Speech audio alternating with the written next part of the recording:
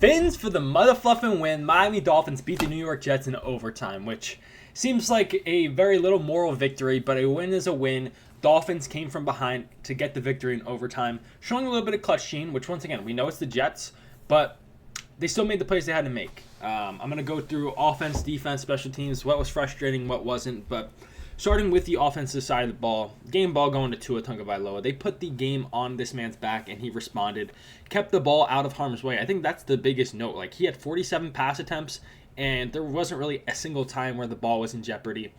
Completing 33 of those 47 passes, which was dynamite, 330 yards, 2 touchdowns, no picks. The entire overtime, we ran the ball, I believe, one time. So they trusted the arm of Tua Tagovailoa, and he responded. Get the best Dolphins merch at thedolphinsdive.com. Rep QB1. He is that dude, man. The amount of people that I hear tell me he's not elite. Watch film, man. Watch film.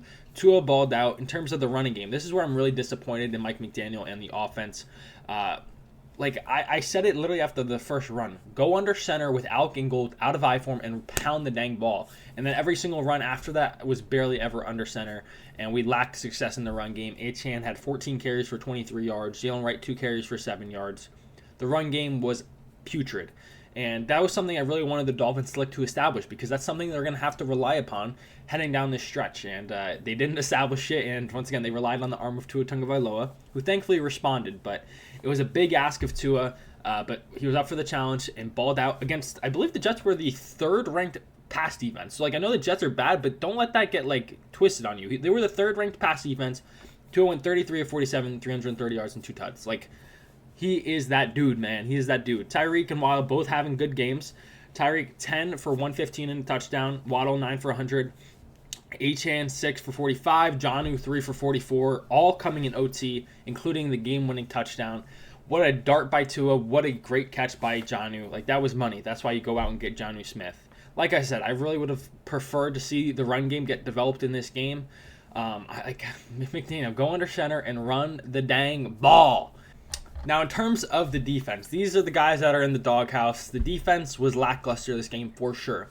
I do want to note, though, there were 2 ticky-tacky penalties that came on third down that would have ended drives that then led to scoring drives. Once again, even though those penalties happen, you still have to get off the field. But if those 2 ticky-tacky penalties don't happen, the first on Ramsey and the second on Zach Sealer, the defensive holding on Zach Sealer, if those 2 penalties don't get called, this game looks a lot different. But obviously, you still have to respond after that. The defense had a lot of poor coverage, some blown assignments, a lot of gap between the linebackers and the safeties over the middle of the field that were getting taken advantage of. It looked like prime Aaron Rodgers, which, is it correlation? Is Aaron Rodgers finally kind of back, or was the Dolphins' defense bad? It's just frustrating because the defense, I feel like, just lacks consistency. Chop went down with injury. He did return, thankfully. But yeah, just too many mistakes. But once again, they couldn't get a stop for the first 2-3 quarters, but they made some stops towards the end, which you got to tip your cap to. They didn't allow the Jets to take the clock down and kick a game-winning field goal. So yes, they didn't look good. They don't necessarily instill a lot of hope for some of these upcoming matchups against the Texans and the Niners, but they did enough to win this game, and you just hope that sometimes these calls go our way. Some of these bounces go our way. There's been a lot of just tip drills that just other teams, it's been going there. We've seen it as Dolphins fans. Think about even some of the Brian Flores era, which once again, Brian Flores is a brilliant defensive mind, but there was a lot of just bounces that went our way that you just assume happened, but we're seeing it firsthand. There's a lot that don't. So hopefully that happens. Hopefully Bradley Chubb can come back. That'd be a huge boost, assuming he's kind of fully himself, which is a big ask. Jason Sanders missed the PAT, but then was money.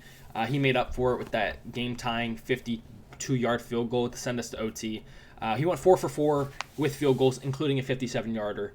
So I know Jason Sanders frustrates us, but he showed his worth. So I appreciate Jason Sanders. Malik Washington with a clutch kick return to set up that game-tying field goal.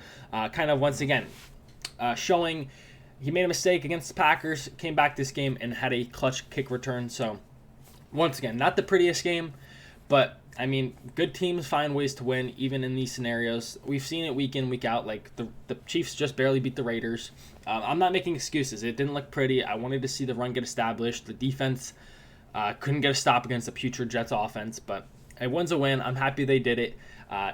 We get the ball in overtime. You basically do not run the football. Your quarterback is dynamite, completing passes, keeping it out of harm's way, and you go and get a victory on a dime piece to Jonnu Smith. So happy what I see from Tua. There's a lot of concerns. I'm not going to front, but I'm going to celebrate this victory. There's going to be a victory Monday sale on DolphinsLive.com. Keep your eyes posted for that. Fins for the win. Comment your thoughts down below. I appreciate everyone for watching. Fins up.